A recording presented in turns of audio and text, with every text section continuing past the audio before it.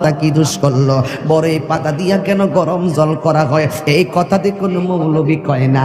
লাল কাপড়, নীল কাপড়, হলুদ কাপড়, কত কাপড় দেখলাম, কবরের কাপড়টা কেন ভাইজান সাদা, এই সাদা দিয়া কেন দাফন করা হয়, এই কথা দিয়ে পৃথিবীর কোনো মৌলবি কয় না রে। এ আমার যুবক,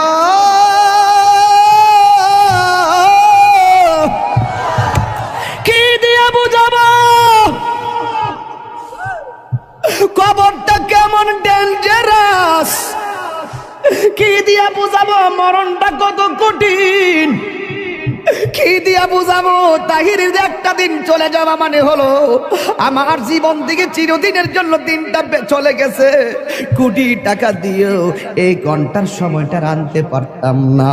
এখন আমি শ্বাস ফালাইতেছি, 1 টাকা বিল দেওয়া লাগে না, নদীর পারে হাওয়া খাই বিল দেওয়া লাগে না, পল্লী বিদ্যুতের ফ্যান বাতাস খাইলে বিল দেওয়া লাগে, আইসিইউতে ঢুকে গেলে দিনে 50,000 টাকা গোনা লাগে। আমার আল্লাহ যে কত নিয়ামতের বাতাস আমরা ঢুকাইতেছে, বাইরে কইরাইতেছে, 1 টাকা বিল নেই না। আল্লাহ কয় বিল লাগতো না, শুধুমাত্র তোরা 5 বার আইসা কপালটার মাটির মধ্যে লাগাইয়া দিবি। সুবহান রাব্বিয়াল আলা বলবি। দুনিয়ার মালিকের ডিউটি 20 দিন না করলে 20 দিনের বেতন কাটা, আর আমার আল্লাহ তোরে হাজিরা দিছে দৈনিক 5 বার। 1 মাসও হাজিরা দেও না, 2 মাসও দেও না, মাঝে মাঝে সিটারি হাজিরা দাও, কিন্তু আমার আল্লাহ ইচ্ছা করলে তোমার গলার মধ্যে কাটা লাগাইয়া আমার আল্লাহ রিজিকটারে বন্ধ করে দিতে পারে। এরপরও আমার আল্লাহ রিজিক বন্ধ করে না কেন জানো নি? কারণ হলো আমার আল্লাহ কয় আমি আল্লাহ তোরে মায়া কইরা বানাইছি, মায়া লাগে। আপনি আল্লাহরে বলবেন আল্লাহ, আল্লাহ গো, আল্লাহ গো, এই দুনিয়ায় বিপদে পড়লে কত মানুষ তোরা সহযোগিতা করে, কিন্তু হাসরের ময়দানে কেউ কাউকে চাইবে না। আমার আল্লাহ জবানটারে বন্ধ করে আল্লাহ ওই হাতের সাক্ষী হাত দিবে, পায়ের সাক্ষী পা দিবে। কিছু কিছু মানুষ আমল নামা নেওয়ার জন্য পাগল হয়ে যাবে। আল্লাহ এই আযাব আর সহ্য হয় না, তাড়াতাড়ি ওই তো জান্নাত দাও নাইলে জাহান্নাম দাও, তাড়াতাড়ি আমরা আমল নামা দাও। আল্লাহ বলে ও ফেরেশতা, এ যখন তাড়াতাড়ি করে তার হাতটারে পেটের ভিতরে ঢুকাই দে, এবার বাম হাতটারে পেটের ভিতরে ঢুকাইয়া এই হাতটারে পিছন দিক দিয়ে বাইর করবে। ওই বান্দা বলবে আল্লাহ তোমার কাছে আমল নামা চাইছি, তুমি কেন হাতটার পেটের ভিতরে এত কষ্ট করে ঢুকাইয়া দিলা, আমার তো নারী বুড়ি সেরা গেছে, এই হাতটারে পিছন দিক দিয়ে বাইর করলা। আল্লাহ বলবে তুই না আমল নামা চাইছস, তাহলে পিছন দিক দিয়ে তাকায়া দেখ। এবার ডাক দিয়ে বলবে আল্লাহ আমি তো তাকাইতাম পারি না, পিছনে কি দিছো আমি তো দেখি না। আল্লাহ বলবে ও ফেরেশতারা, ও কি আমল নামা দেখতে চায়, গাটটারে ভাঙ্গা দে। এবার গাটটা ভাঙ্গা পিছন দিক দিয়ে ফিরাইয়া দিব, তাকায়া দেখবো তার হাতের মধ্যে জাহান্নামের টিকিট। হায় রে, অনেক মানুষ আল্লাহর কাছে হাসরের মাঠে পানি চাইব, আল্লাহরে কইব আল্লাহ পানি পান করবো, পানি। আল্লাহ বলবে নাফরমানদের জন্য জাহান্নামের নিচ থেকে পুষ তুল, পুষ তুইলা দে পানি পান করার জন্য। জাহান্নামের নিচ থেকে পুষ তুলে দেওয়া হবে, ওই পুষগুলো তারা খাইতে থাকবে, সাথে সাথে জিহ্বাটা গলে পড়ে যাবে, আবার খাবার চাইবে, জাক্কুম নামক ফল দেওয়া হবে, গলার মধ্যে যাইয়া আগুনের কুণ্ডলিপি হয়ে যাবে। এই জন্যই তো মানুষের চেহারা দিয়া কাউরে আল্লাহ দোজখে দিবে না, এই জায়গার মধ্যে পশু পাখির চেহারা লাগাইয়া দোজখে দিবে, কারণ এই চেহারাটা হলো আল্লাহর কুদরতি রহস্য। কথা বলেন ঠিক কিনা? মানুষ হলো আল্লাহর রহস্য। ও যুবক, এই মানুষই আল্লাহ দুনিয়ার দিকে নিব, কত বাহানা কইয়া নেয়। ইমানদারের রূহটা যেই মাত্র নিয়ে যাবে, আল্লাহ একটা ফেরেশতারে ডাক দিয়ে বলবে ফেরেশতা জান্নাত থেকে একটা সাদা কাপড় ল, একটা সাদা কাপড় লইব, সাদা কাপড় লইয়া বলবে ইমানদারের কাছে যাও। রূহটা আজরাইলে বের করার সাথে সাথে ওই রূহটারে তুমি কাফন দিয়ে বাইন্ডিং কইরা ফেলাইবা। ও যুবক, এমন ভাবে রূহটারে বাইন্ডিং করব, এমন ভাবে বাইন্ডিং কইরা আসমান দিকে উড়াইয়া লইয়া যাইব, দেখতেই তো বড় ভয় লাগে। এমন ভাবে বুঝি তাহিরিরে বাইন্ডিং করব, এমন ভাবে বুঝি আপনারে বাইন্ডিং করব, দেখলই তো কেমন জানে লাগে। দেখলেই তো কেমন জানে লাগে, এইভাবে বুঝি আমার বাইন্ডিং করব। আল্লাহ বলে আজরাইল, হো আজরাইল রুহুটা লো। আবার কো জান্নাতের ফেরেশতা আমার ইমানদারের রুহুটারে জান্নাতের সাদা কাপড় দিয়া বাইন্ডিং কইরা ফেলাইবি। এবার ফেরেশতা এসে বাইন্ডিং করে কইরা আসমানের দিকে একটা উড়াল মারে। এবার আসমানে যায়, প্রথম আকাশের ফেরেশতা কই, ও ফেরেশতা যাওয়ার সময় দেখছি তোমার কোনো গ্রাণ নাই, কিন্তু এখন কোথায় থেকে খুশবু আসতেছে? কই এটা হইলো কথার কথা বলতেছে আর কি, যদি বাড়ির ইমানদার হয় এমনে বলবে এটা হইলো বাড়ি উড়ার ইমানদারের রুহু লইয়া যাইতেছি। সাথে সাথে প্রথম আকাশের ফেরেশতা এই রুহুটারে সালাম দিব। এবার দ্বিতীয় আসমানে গেলে সালাম দিব, তৃতীয় আকাশে গেলেও সালাম দিব, চতুর্থ আকাশে গেলেও সালাম দিব, পঞ্চম আকাশে গেলেও সালাম দিব, ষষ্ঠ আকাশে গেলেও সালাম দিব, সপ্তম আকাশে গেলেও সালাম দিব রে বাবা। এবার যাওয়ার পরে আমার আল্লাহ ডাক দিয়া কয়, ও ফেরেশতা আর সামনে নিস না, আমি আল্লাহ ইমানদারের জন্য একটা বাড়ি বানাইছি। আর সামনে নিস না গো, আমি আল্লাহ একটা বাড়ি বানাইছি। ওই বাড়িটার নাম কি? বাড়ির নাম হলো, কোরআনের ভাষায় হলো ইল্লিন। এই রুহুটারে ইল্লিনে রাইখা দে। আর এই দিক দিয়া বাড়ি উড়ার এই আমার বাবার বডিটারে বাইন্ডিং করবার লাইগা বাড়ি উড়ার দোকান থেকে সাদা কাপড় আইনা বডিটারে বাইন্ডিং করলো। মানুষ আইব রে এক নজর দকিতে, মানুষ আইব রে। বিষয়টা দিছেন খুব কঠিন। মানুষ আইব রে এক নজর দেখিতে, মানুষ আইব রে। দেহ কাচার অচিন পাখি, দেহ কাচার ও চিন পাখি, উইরা যেদিন যাইব রে এক নজর দেখিতে, মানুষ আইব রে। জিহাদ HD media, the Islamic content creator. আমার যুবক ভাইরা,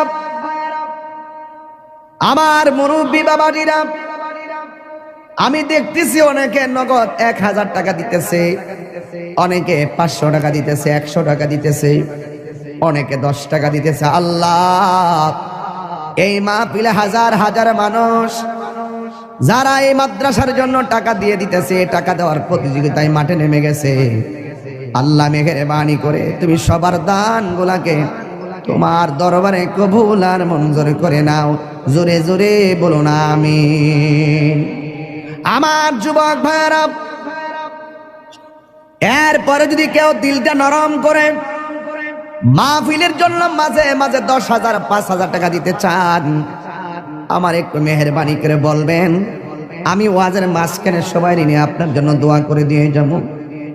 মা বোনদেরকে বলবো, মা এই মাদ্রাসার জন্য 1,000 টাকা হলো আপনি দিয়া দেন। আপনার 1,000 টাকা নিয়ে আমরা গর্ব কইরা মাঠে যাইয়া, মার্কেটে যাইয়া 2 বস্তা সিমেন্ট আইনা মাদ্রাসার কাজে লাগাইতে পারবো। একদিন আপনি থাকবেন না, এই টাকাগুলা একদিন মিজানের পাল্লাই কথা বলবে। এই দুনিয়ায় চিরদিন আমরা থাকবো না গো। ব্যাংকের মধ্যে টাকা আছে, এই টাকা দিতে চান না। ব্যবসার টাকা আছে, দিতে চান না। কিন্তু একটা কথা মনে রাখবেন, মরণের কালে গেলে আপনার কবরের পা যাওয়ার আগে আগে মরণ আপনার সামনে আসবে। আপনার পাশে আপনার সন্তান বসে থাকবে, আপনার পাশে আপনার আপনজন বসে থাকবে, কিন্তু আপনার মরণের কষ্টের ভাগ আপনার সন্তান নিবে না। আপনার কবরে যদি আযাব হইব, এই কবরের আযাবের ভাগ আপনার সন্তান নিবে না, কিন্তু আপনার সন্তান ঠিকই আপনার ব্যাংকের টাকার ভাগ নেওয়ার জন্য কামরা কামড়ি শুরু করবে।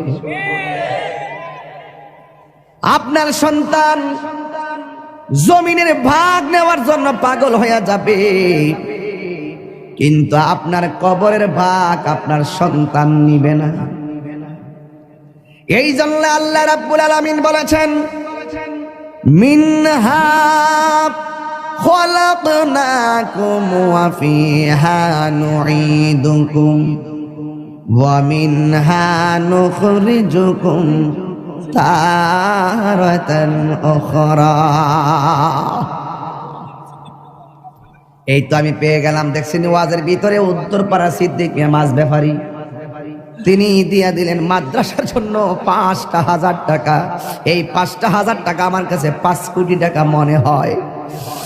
এই টাকাগুলা মাদ্রাসার কাছে লেগে গেলে একদিন হয়তো সে কবরে চলে যাবে, এই সওয়াবটা তার কবরে ফ্লেক্সি হতে থাকবে। আল্লাহ আপনি তার দানটাকে কবুল আর মঞ্জুর করে নেন। সবাই জবানটা খুলে বলুন আমিন। আল্লাহ বলছেন এই মাটি থেকেই তোমাকে সৃষ্টি করা হয়েছে, এই মাটিতেই তোমাকে দাফন করা হবে, এই মাটি থেকে তুমি একদিন হাসরের ময়দানে উঠবে। আমার যুবক ভাইরা গভীর মনোযোগ, আমাকে বিষয় দিয়েছে কবরের আযাব আর হাসরের ময়দানের ভয়াবহতা। এই ওয়াজগুলো আমি প্রতি মাহফিলে করে দিলটা নরম করে দেওয়া লাগবে। বন্ধুরে আমার, ও বাড়ি উড়ার বন্ধুরা, কুস্তি শাহবাজপুর সাজদাপুরের বন্ধুরা, মাশাআল্লাহ। কোন জায়গা? জাঙ্গালপাড়ার জনাব মোশাররফ হোসেন প্রবাসী, তিনি দিলেন ৫,০০০ টাকা। যেরকম মারহাবা। আয় রাব্বুল আলামিন, এই দান তুমি কবুল করো, মঞ্জুর করো। আল্লাহ আমি কবরের আলোচনা শুরু করে দিলাম। রিয়াসত বাড়ির আক্তার মিয়া ২,০০০ টাকা। যেরকম মারহাবা। এই নগদ যারা তুলছেন টেহারি গইন্না আমার কোয়েন কত টাকা উঠছে? আপনারা কেড়ে কেড়ে টেহা দিচ্ছেন, হাত তোলেন। নগদ কে কে দিচ্ছেন, হাত তোলেন। মাশাআল্লাহ অনেকে দিছে, আলহামদুলিল্লাহ। আমার মনে হয় সবাই যদি অংশগ্রহণ করেন মিনিমাম ৩০-৪০ টাকা ওঠার কথা। এরপর আমি গন্যা দিক খেলে কত উঠছে টেহাটা গনেন। কেডা? উত্তরপাড়া হোসেন মিয়া দিছে, উসন মিয়া দিছে ২,০০০ টাকা। মারহাবা। স্কুল ভাড়া উসন মিয়া দিছে ২,০০০ টাকা। মারহাবা কন। কেউ রাগ করবেন না, গুসা করবেন না। যারা দিবেন তারা জিতে যাবেন, যারা টাকা দেওয়ার পরে খুশি হয়ে আমার হাবা বলেন আপনারা ধন্য হয়ে যাবেন। আর যারা মনটা খারাপ করে ফেলবেন আসামি হয়ে যাবেন।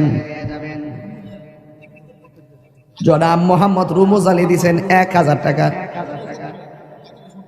আয়ত আলী সর্দার বাড়ি রুমুজ মিয়া, আয়দুল আলী সর্দার বাড়ি রুমুজ মিয়া দিছে ১,০০০ টাকা। মারহাবা কন।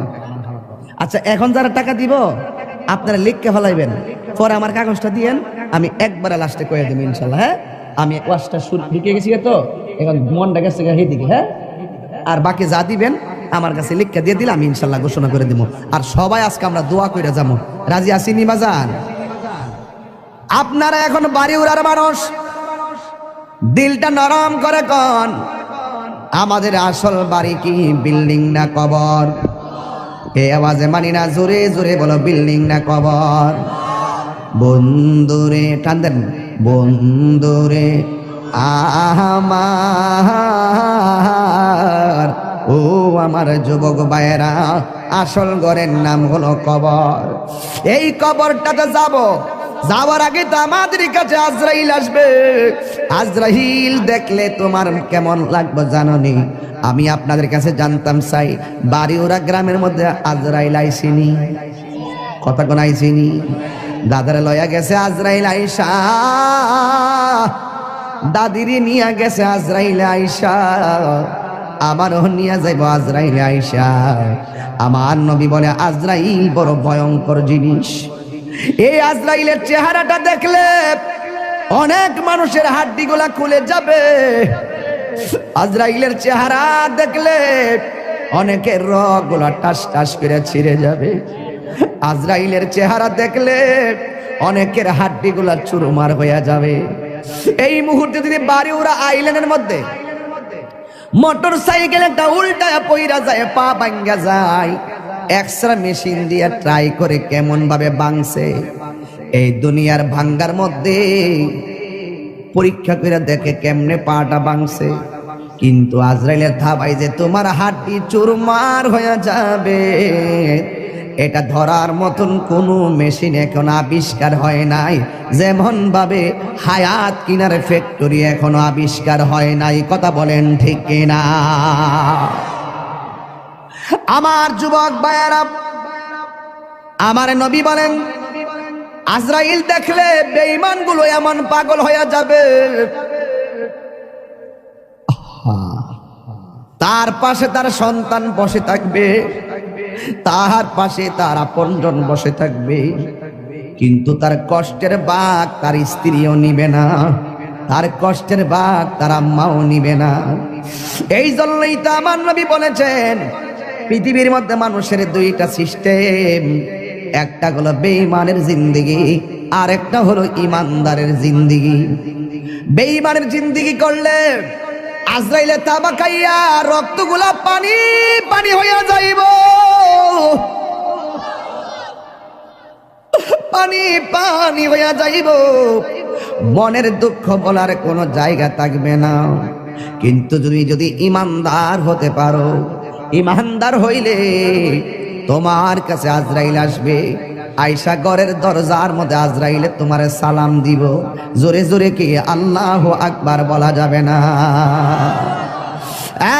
যুবক, আজরাইল আয়সা তোমার সালাম দিয়া বলবে আল্লাহ আমারে পাঠাইছে আপনার হায়াতের জিন্দেগির শেষ দিকে, এখন আপনার রূহটা নিয়ে যাবো। ইমানদার বলবে আজরাইল আর দেরি করো না, তাড়াতাড়ি আমার রূহটারে লইয়া যাও, আমার এই দুনিয়া ভালো লাগে না গো। আর দুনিয়া সিজনুল মুমিনিন, দুনিয়াটা হলো মুমিনের জন্য জেলখানা। বেঈমানরা মনে করে এই দুনিয়াটা হলো একমাত্র বালাখানা। ইমানদার ডাক দিয়া বলবে ও আজরাইল, আমার রূহটারে তাড়াতাড়ি লইয়া যাও, এই দুনিয়ায় আমার ভালো লাগে না। এবার ইমানদারকে আজরাইল বলবে ঠিক আছে আপনি প্রস্তুতি নেন। এবার আজরাইল বলবে তোমার রূহটারে আমি মুখ দিয়া নিতেছি। ইমানদার বলবে এই মুখ দিয়া রূহ নিতে দিব না, কারণ এই জবান দিয়ে আমি আল্লাহর জিকির করেছি, তাইলে তোমার রূহটা আমি কান দিয়া নিয়ে যাব। ইমানদার বলবে না, কান দিয়া নিতে দিব না, এই কান দিয়ে আমি আল্লাহর জিকির শুনেছি। আজরাইলে বলবে ও ইমানদার তোমার চোখ দিয়া রূহ নিয়ে যাবো। ইমানদার বলবে না না না না, এই চোখ দিয়ে আমার আল্লাহর কুদরত দেখে দেখে আমি আল্লাহরে গবেষণা করেছি, এই চোখ দিয়ে রূহ নিতে দিব না। আল্লাহ ডাক দিয়া বলবে আজরাইল, আজরাইল বলবে আল্লাহ তোমার প্রেমিকে মুখ দিয়া রূহ নিতে দেয় না, তোমার প্রেমিকে কান দিয়া রূহ নিতে দেয় না, তোমার প্রেমিকে চোখ দিয়া রূহ নিতে দেয় না। আমার আল্লাহ বলে আজরাইল,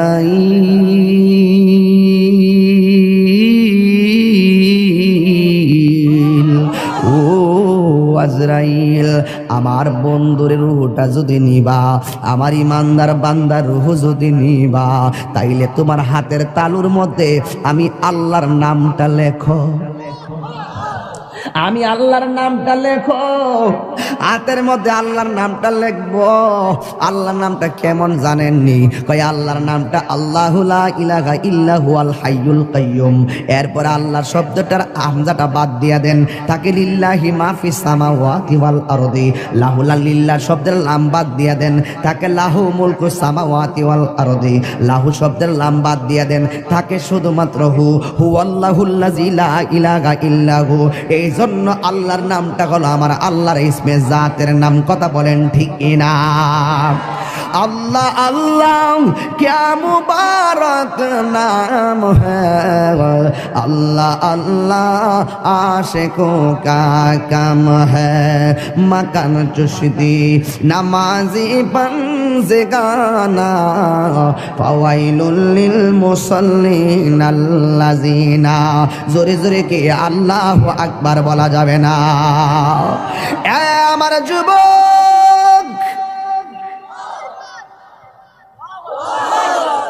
আজরাইল ইমানদার চোখের সামনে আল্লাহর নামটা যখন দেখবে, ওই ইমানদার আল্লাহর নামটা যখন দেখবে, সারা জীবন সে আল্লাহর নামে ফানা ছিল, সারা জীবন সে নবীর প্রেমে ফানা ছিল। ও যুবক রে, ইমানদার যখন শুইয়া শুইয়া আল্লাহর নামটা দেখবো, তখন ইমানদার আল্লাহর নামের উপরে ফানা হইয়া যাবে। ও আমার দয়াল নামে এত গো মধু,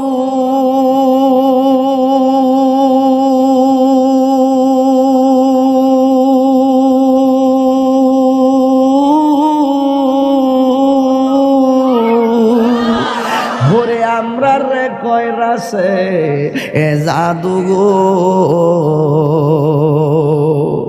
ওরে দেখা দিয়া কুলে নিয়া, দেখা দিয়া কুলে নিয়া নিবা মনের বেদনা, আমার মন হইয়াছের দেওয়ানা, আমার দয়াল নামে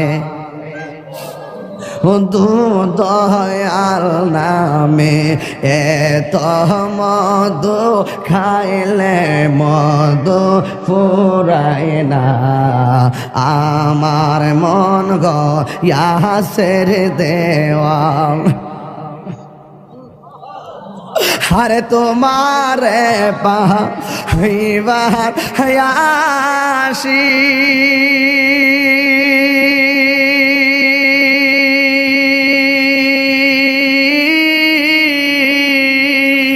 ঘুরতেছি কাঙালের বেশে গো, ওরে মরণ কালে দেখা দিয়া, মরণ কালে দিয়া নিবা ইয় যাত না, আমার মন হইয়াছের দেওয়া না, দয়ালে নামে এত মধু, দয়াল নামে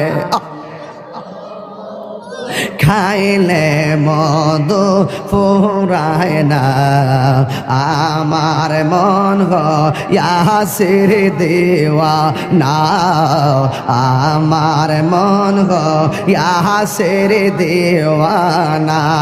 একটা জবান বন্ধ রাখবেন না, জবানটা খুলে বলু সুবহানাল্লাহ। হে আমার বন্ধুরি, ও বাড়িওয়ালার বন্ধুরা, ও আমার মইনদের বন্ধুরা, ও আমার সাজদাপুরের বাবা, কুস্তির বাবা, বুড্ডার বাবা, যত জায়গা থেকে আসছে রে বাবা, ও মল্লেশ্বরের বাবা, আমার আল্লাহ বলে আজরাইল তোমার হাতের তালুর মধ্যে আমি আল্লাহর নামটা লেখো, আল্লাহর নামটা দেখে ইমানদার আল্লাহর নামে ফানা হইয়া যাবে। এই সুযোগে আজরাইলে ইমানদারের রুহটার সার্জারি কইরা লইয়া যাইব। ইমারে বাবা ছোট বাচ্চা মায়ের স্তন থেকে দুধ পান কইরা যেমনে ঘুমায়া গেলে টের পায় না, ইমানদার বাড়ি ওরা ভাঙ্গা ঘরে এমন ভাবে ঘুমায়া যাইব যারা পরিমাণ কোনো টের পাবে না। আর জোরে জোরে কন্যা আল্লাহু আকবার। এই জন্য আমার যুবক আল্লাহ কয় মাটি থেকে তোরে বানাইলাম, এই মাটিতেই তোরে দাফন করা হবে। আপনি চলে গেলেন, আপনাকে বড়ই পাতার গরম জল দিয়া গোসল করাইতেছে। কেহ লইল আতর লোবান, কেহ লইল জল। আমি কি দিয়া বুঝাইতাম? আম পাতা, জাম পাতা, বড়ই পাতার কোনো অভাব নাই। কোনো পাতা দিয়া বড়ই, কোনো পাতা দিয়া গরম জল করে না। বড়ই পাতার পানি দিয়া কেন গরম জলটা করে? আম পাতা কি দোষ করলো? জাম পাতা কি দোষ করলো? বড়ই পাতা দিয়া কেন গরম জল করা হয়? এই কথা দিয়ে কোনো মৌলবি কয় না। লাল কাপড়, নীল কাপড়, হলুদ কাপড়, কত কাপড় দেখলাম। কবরের কাপড়টা কেন ভাইজান সাদা? এই সাদা দিয়া কেন দাফন করা হয়? এই কথা দিয়ে পৃথিবীর কোনো মৌলবি কয় না রে। এ আমার যুবক,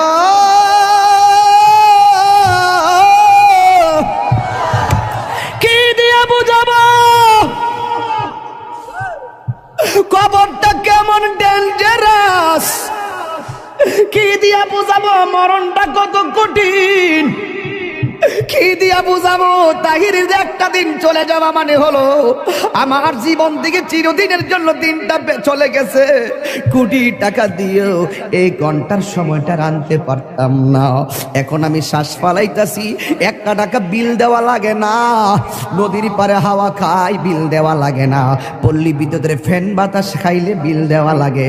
আইসিইউতে ঢুকা গেলে দিনে 50,000 টাকা গোনা লাগে।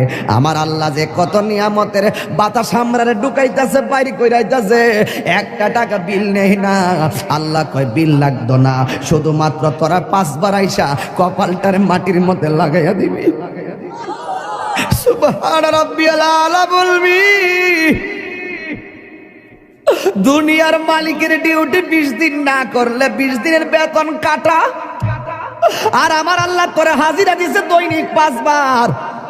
1 মাসও হাজিরা দেও না, 2 মাসও দেও না, মাঝে মাঝে সিটারি হাজিরা দাও। কিন্তু আমার আল্লাহ ইচ্ছা করলে তোমার গলার মধ্যে কাটা লাগাইয়া আমার আল্লাহ রিজিকটারে বন্ধ করে দিতে পারে। এরপরও আমার আল্লাহ রিজিক বন্ধ করে না কেন জানো নি? কারণ হলো আমার আল্লাহ কয় আমি আল্লাহ তোরে মায়া কইরা বানাইছি, মায়া লাগে। আল্লাহ ডাক দিয়ে কয় الذي خلقك فسواك فعدلك في أي صورة ما شاء ركبك। আমার আল্লাহ তোরে সুন্দর নমুনায় বানাইছি। এই জন্য আমার আল্লাহকে খলাকতু বিয়াদাইয়া, আল্লাহ এই চেহারাটারে নিজের হাতে বানাইছে। আল্লাহ বলে মিনহা খলাকনাকুম, আমি এই মাটি থেকে তোরে বানাইছি, মানে আদমরে বানাইছে। আদম হলো ডাইরেক্ট মাটি দিয়া তৈয়ার, আমরা কইলাম মা বাবার নুতফা দিয়া তৈয়ার। বন্ধুরে আমার এই চেহারাটা ডাইরেক্ট আমার আল্লাহ নিজের হাতে বানাইছে। এই জন্যই তো মানুষের চেহারা দিয়া কাউরে আল্লাহ দুজকি দিবে না। এই জায়গার মধ্যে পশু পাখির চেহারা লাগাইয়া দোজকে দিবে, কারণ এই চেহারাটা হলো আল্লাহর কুদরতি রহস্য। কথা বলেন ঠিক কিনা? মানুষ হলো আল্লাহর রহস্য। ও যুবক, এই মানুষই আল্লাহ দুনিয়ার দিকে নিব। কত বাহানা কইরা নেয়। ইমানদারের রূহটা যেই মাত্র নিয়ে যাবে, আল্লাহ একটা ফেরেশতারে ডাক দিয়ে বলবে, ফেরেশতা জান্নাত থেকে একটা সাদা কাপড় ল। একটা সাদা কাপড় লইব, সাদা কাপড় লইয়া বলবে ইমানদারের কাছে যাও। রূহটা আজরাইলে বের করার সাথে সাথে ওই রূহটারে তুমি কাফন দিয়া বাইন্ডিং কইরা ফেলাইবা। ও যুবক, এমন ভাবে রূহটারে বাইন্ডিং করব, এমন ভাবে বাইন্ডিং কইরা আসমান দিকে উড়াইয়া লইয়া যাইব, দেখতেই তো বড় ভয় লাগে।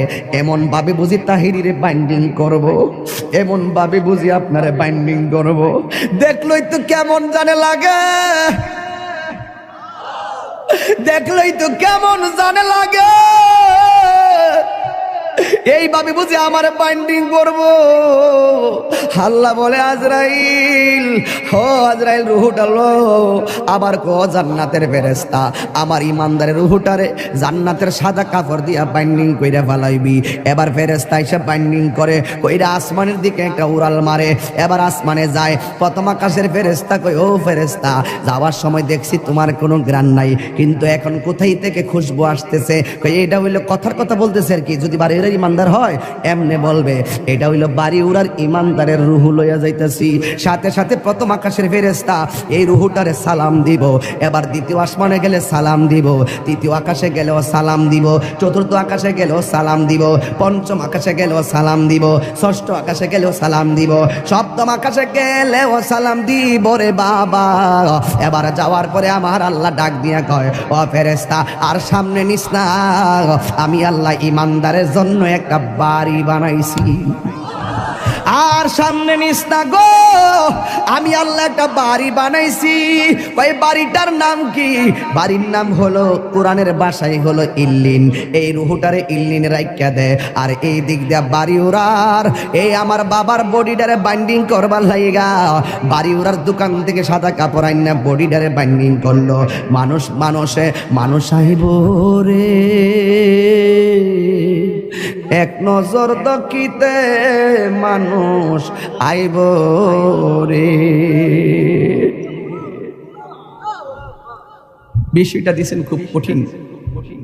মানুষ আইব রে এক নজর দেখিতে মানুষ আইব রে। দেহ কাচার অচিন পাখি, দেহ কাচার অচিন পাখি, উইরা যেদিন যাইব রে। এক নজর দেখিতে মানুষ আইব রে। এইভাবে আপনার বডিটারে দেখবার লাগে কত মানুষ আইব, আয়া আয়া দৌড়ায় দৌড়ে আবার যাইব গা, কয় বাজার আছে, আমার কাজ আছে, কয়া কয়া দৌড়ায় দৌড়ে যাইব গা। কিসের তোর বন্ধু? ফেসবুকের বন্ধু। এই বন্ধু তোরে দেখার জন্য একটা মিনিটের জন্য আইব, আয়া কোন রকমে দেখে আবার বন্ধু তোরে ফালাইয়া যাইব গা। কিসের তোমার বন্ধু? কয়েকটা মিনিটের জন্য জানাজার ময়দানে যাইব, ভালো করে মাটিও দিবে না, কয়েক ক্রিকেট খেলা আছে, এই কথা বইলা বন্ধু চলে যাবে। তার মানে বোঝা গেল এই দুনিয়ার বন্ধু তোমার কবরের আপন না, যিনি কবরে আপন হবে তিনি আছে শাহে মদিনা। কথা বলেন ঠিক কিনা? হাত তুলে বলো ঠিক কিনা বলো। আমার নবী কবর আসার ক্ষমতা আছে না?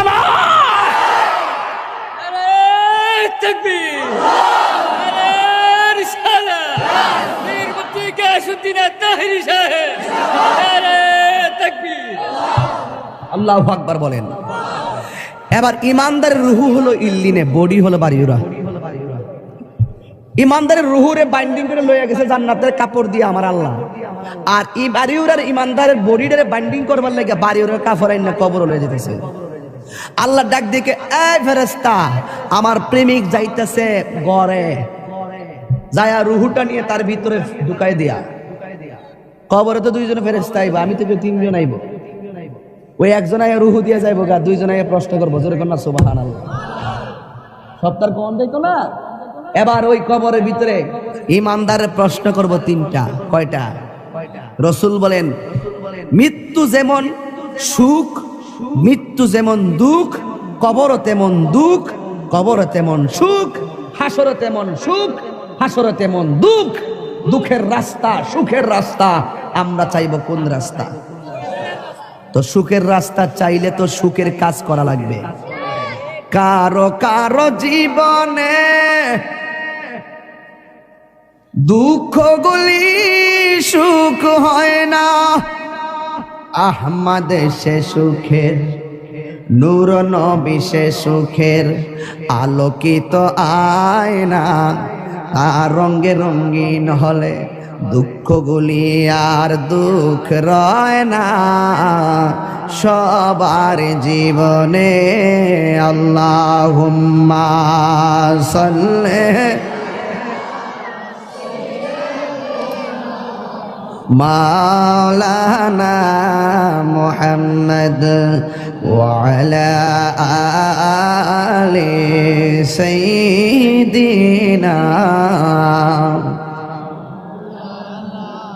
বাজান, আপনারা যদি কেউ উঠেন আমি কষ্ট পাবো। আমি আসল ঘরের ওয়াজ করতেছি। যদি কেউ মন খারাপ করেন আর ডান বাম সান আর মুখে হাসি আসে, তাইলে আপনার মুসিবত। কে রে? আসল ঘরে না। রাসূল বলছেন কবর হইল আখিরাতের প্রথম মঞ্জিল। ওই প্রথম মঞ্জিলের কথা বলতেছি। আর আপনি যদি ফেসবুক চালানো ওয়াজে বসে বসে, সেটা দুঃখজনক। আমার দিকে তাকান, কবরে সুখ আছে কিনা? রাসূল বলেন বেনামাজের জন্য কবরে তিনটা শাস্তি। আমাদের খলিল রেজা সাহেব এখানে নামাজ পড়ান, ভালো আলেম। আমার বড় কষ্ট হয়, আল্লাহ রাসূল এই কথাটাই বলছিলেন, মসজিদে যখন জামাত হয়, আমি যখন দেখি কেউ ঘরে বসা, আমার মনে চায় তার ঘরটারে আমি আগুন দিয়ে জ্বালাই দিই। আমার খুব ব্যথা লাগে যখন মসজিদে জামাত হয়, আপনি দোকানে আড্ডা দেন, মনে হয় যেন কবরে শুধু আমরাই যাবো, আপনারা যাইতেন না। রাসূল বলেন কবরে বেনামাজির জন্য তিনটা শাস্তি লিখে রাখেন। নাম্বার 1, কবরে দেওয়ার পরে দুই পাশের মাটি দুই প্রান্তে চলে যাবে।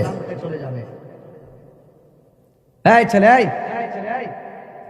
বসো।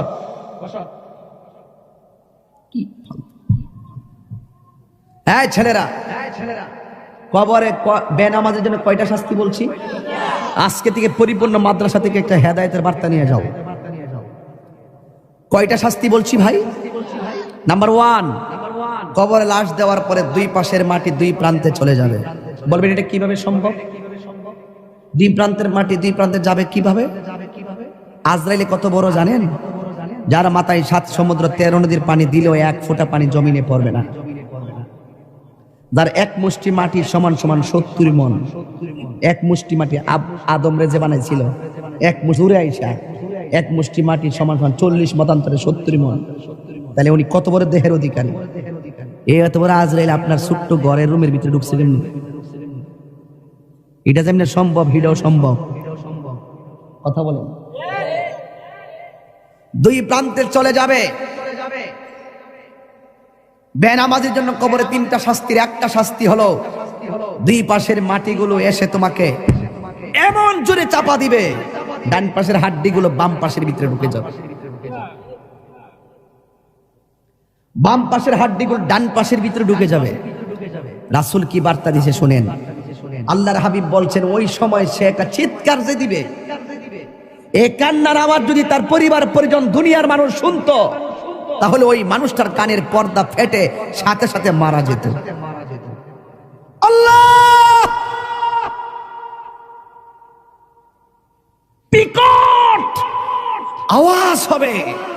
রাসূল বলেন এই আওয়াজ যদি পৃথিবীর কাহারও কানে লাগতো, তাহলে মানুষের পর্দা, কানের পর্দা ফেটে মারা যেত। গরু, ছাগল, চতুষ্পদ জন্তু যারা, তারা কবরের আযাবের আওয়াজ শুনে। আপনি জানেন না তো, হাদিসের ভাষায় দেখেছি কবরের ভিতরে মানুষগুলা যে কান্নাকাটি করে, এত ভয়ঙ্কর হাউমাউ, ঝগড়া লাগলে না কাউ কাউ কি আওয়াজ হয়? আল্লাহ বাঁচাও, আর পারছি না, আল্লাহ তুমি বাঁচাও, আর আগুন সহ্য হয় না, সাপের দংশন সহ্য হয় না। মাঝে মাঝে দেখবেন গরু ছাগলগুলো ঘাস খায়, হুট করে দাঁড়ায় থাকে, হুট করে রশি ছিঁড়ে দৌড় মারে। কেন? ওরা কবরে আযাবের কান্নাকাটির আওয়াজ শুনে। এই কাউ মাউ যদি দুনিয়ার মানুষ শুনতো, রাসূলকে জিজ্ঞেস করে, রাসূল চতুষ্পদ জন্তু কথা বলতে পারে না, তারা কবরে আওয়াজ শুনে, মানুষ কেন শুনে না? রাসূল উত্তর দিলেন, মানুষ যদি কবরে আযাব শুনতো, তাইলে মানুষ দিন দরদ ছাইরা দিয়া মানুষ পাগল হইয়া হার্টফিল হইয়া মারা যেত। গভীর মনোযোগ। কবরের আলোচনা করতে বলেছেন, তাই সাইড লড়ব না। মাটি তোমাকে এমন ভাবে চাপা দিবে, কোটিপতি হইয়া কবরে দোহাই দিলে চলবে না আমি কোটিপতি ছিলাম। এই কবরের মাটি তোমাকে মাটির সঙ্গে মিশাবে, কিন্তু মরণ হবে না। আপনি আল্লাহকে বলবেন, আল্লাহ আর সহ্য হয় না, একবারে আমরা মাইরা ফালাও, হাড্ডিগুলো গোড়া হয়ে গেছে, আর সহ্য হয় না গো মালিক। এই হলো বেনামাজির কবরের মাটির আযাব। এখন বলবেন মাটি কেন চাপা দিব, তার রহস্য কি শুনে যান।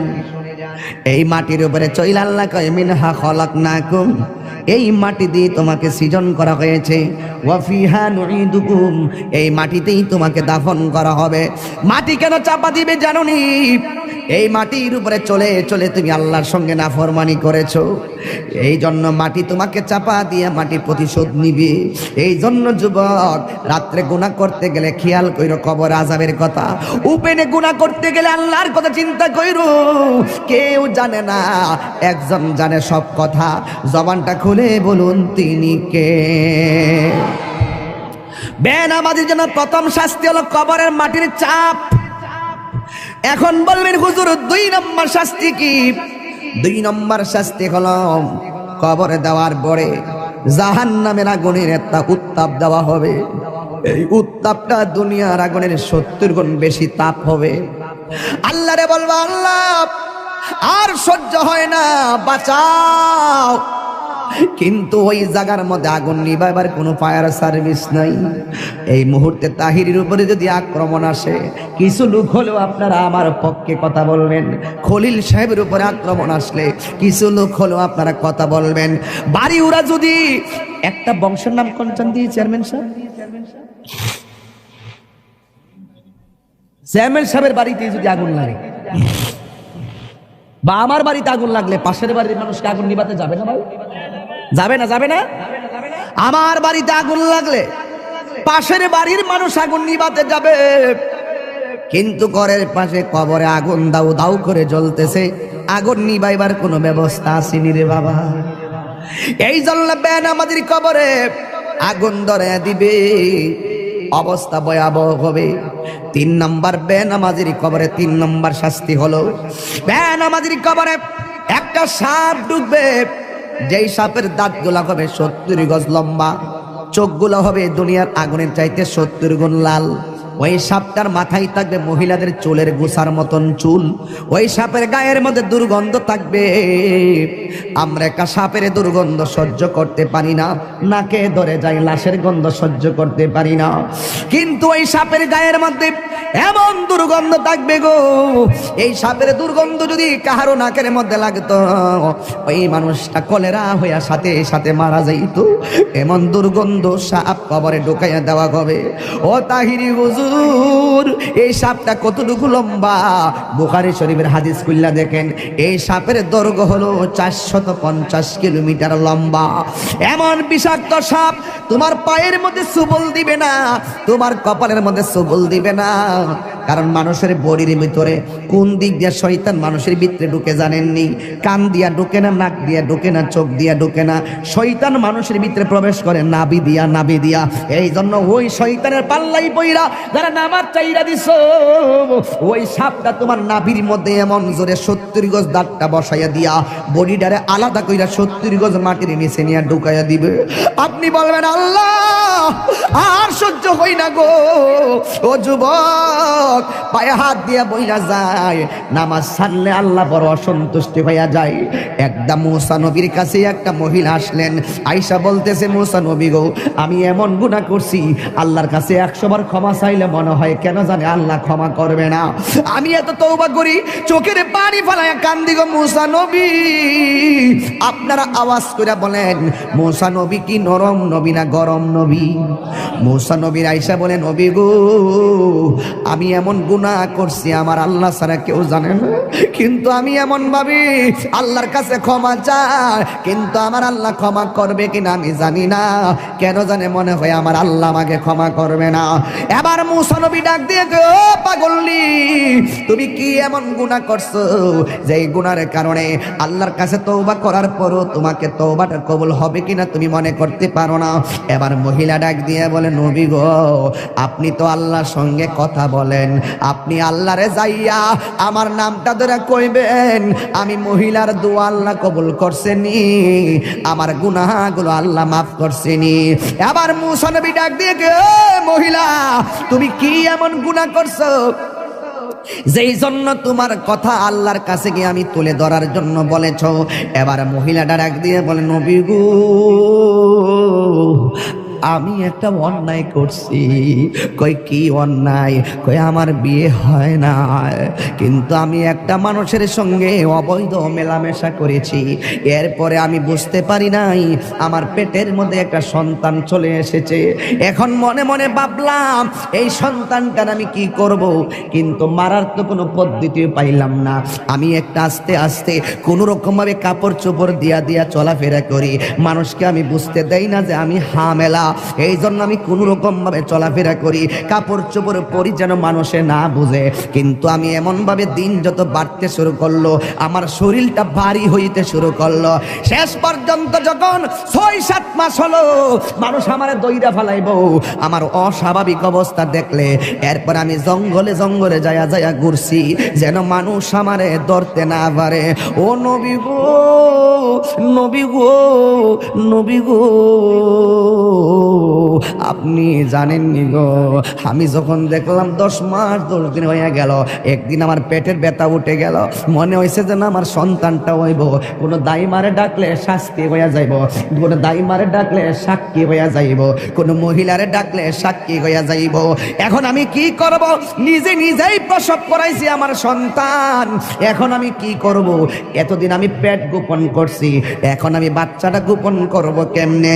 এক তো আমি জিনা কইরা কইরা গুনাহ করলাম, 2 নম্বর সন্তান হইয়া গেছে, এখন আমি সন্তানটা লোক সমাজে লইয়া গেলে আমি কলঙ্কিনী হইয়া যাইব।